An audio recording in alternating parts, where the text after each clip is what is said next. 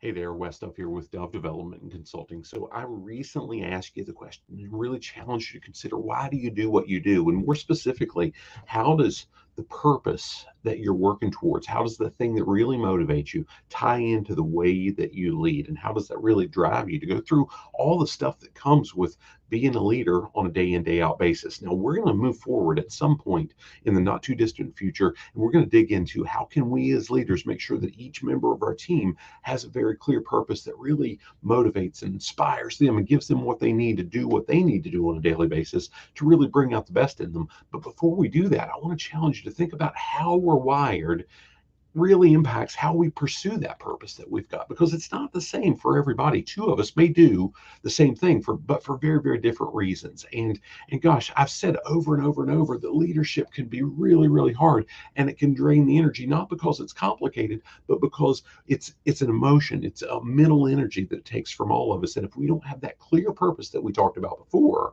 and we don't understand how our wiring really ties to that purpose, it can be tough to maintain it on the best of days, and it could be even harder to really dig through it on the worst of days when we've got those terrible things that we've got to deal with, and it carries that weight that we've got to really take that energy and dive in and dig in and get the most, where we can impact the teams that we lead the way they count on us to lead them in a positive way. So what we're going to look at is how some of us need to really be looking at what are the results that we're achieving. Gosh, for me, if I know that I'm getting things done and I'm checking it off the list and I'm making a difference for the people around me, those results motivate me day in, day out. And I could push through some of the most difficult, some of the most taxing, some of the hardest, most mentally draining things if I know I'm getting results. For others, though, gosh, for a segment of the population, they better have some fun built into achieving those results, or it's going to wear them out. It's going to suck the energy out, and they're going to say, hey, I'm going to move on to something else. This just isn't worth it if I can't have any fun.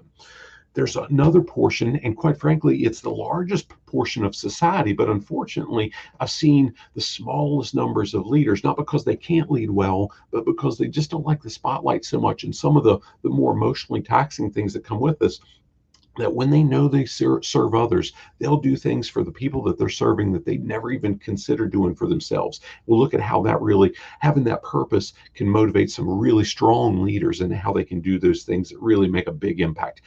Now, the last one that we'll look at here is how the folks that really have this contemplative and conscientious approach to things, how delivering excellence, if they can tie their purpose to delivering excellence and precision in everything they do, they'll push through some of the most difficult things, the difficult things that for me wouldn't be difficult, like just making decisions quickly without all the details and saying, hey, we'll figure it out along the way.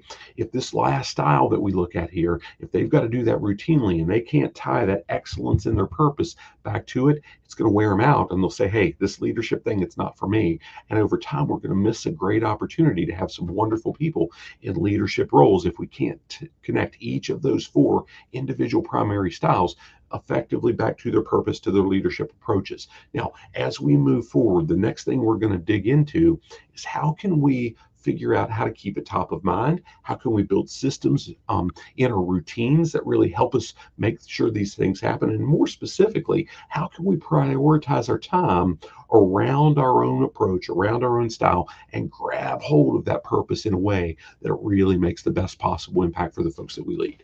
If you've never done it, though, I want to challenge you, wherever you're accessing this, to go quickly through the assessment that we've got. It's a video assessment. I'll ask you a couple questions, you'll make some answers, and we can figure out where can you capture some of the profitability that's likely being lost in your organization right now by leading more effectively. And we'll suggest maybe some tools that could help you. Maybe it's something complimentary, maybe it's something low cost.